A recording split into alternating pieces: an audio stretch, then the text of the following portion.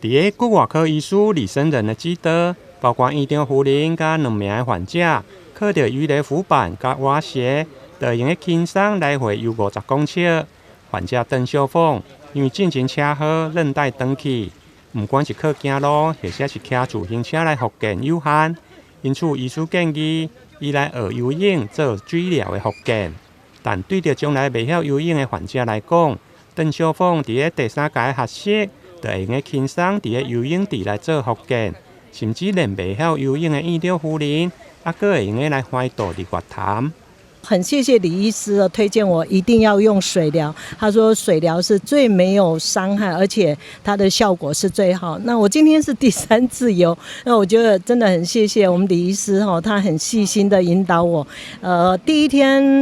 练的时候会很酸痛，可是第2次、第3次以后，我就觉得每天都非常好睡。那好睡对我的身体来讲，它抵抗力就会增加，所以我觉得这个水疗真的帮助很大。很棒，是很好的运动。游泳学了一辈子也不会换气所以也是很怕水的人。那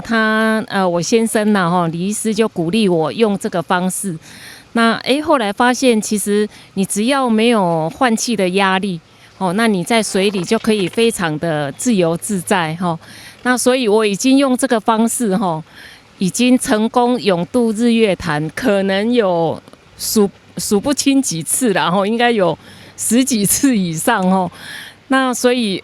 大家都不相信，其实我是不会游泳的人本身是骨外科的医师李生仁，靠着鱼雷浮板甲蛙鞋，结合浮潜、深潜甲自由式的游泳特色，自创3招，包括趴式、仰式甲坐浮标顶，运用水的浮力、助力甲压力，推动水中治疗的效果。水中这个游泳复健名称我是称它叫混合式游泳。为什么混合式游泳？因为它集合好几种方式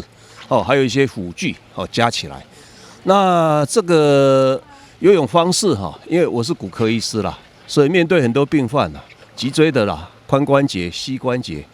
术前术后，或者一些体型比较稍微体重过重的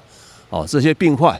那我们都会建议病患什么运动最好？水中复健最好。但是病患呢常常就是回答说他不会游泳，那怎么办？他又必须要靠这个水中来复健，所以呢我就研发这个方式把几个技巧混合在一起就变成一个混合式游泳。在水中的复健里头，因为水有3个特性，有浮力、有阻力，还有一个压力这3个特性呢可以让一个病患事实上会获得很好的一个水中一个治疗一个效果。那对于这个筋骨方面的训练，因为它有浮力的关系，所以你在水中呢，你承受压力，比如你脊椎骨，你在陆地上承受是50-60公斤，或者你体重的3倍，哇，那这很重，对不对？到了水里头，因为浮力的关系，你承受重量非常的轻微。那你在水中要运动，它有阻力，所以无形中在这运动中不伤你的筋骨，又可以强化你的筋骨，这是很好一个运动方式。